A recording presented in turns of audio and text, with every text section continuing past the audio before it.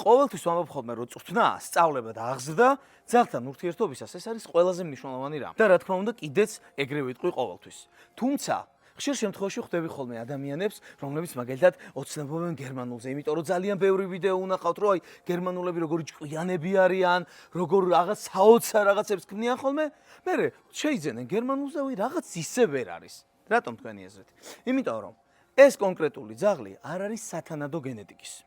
ძალიან მნიშვნელოვანია გენეტიკა იყოს ისეთი ძლიერი და იმდენად კარგი, რომ რეალურად ასახავდეს ამ კონკრეტული ჯიშის შესაძლებლობებს, უნარებს, ქცევას, ჯანმრთელობას, ხასიათს და საერთოდ ყველაფერს. ისე ვიტყვი, რომ მუშაობით და შრომით თითქმის ნებისმიერ ძაღლთან შეიძლება ის მინიმალური შედეგი დადო, რომ შენ ადამიანი კმაყოფილიყო შენ ძაღლთან ურთიერთობისას. თუმცა იდეალური გენეტიკის მქონე ძაღლთან მუშაობის შედეგი ბევრად მალე და მაღალ ხარისხში მოდის.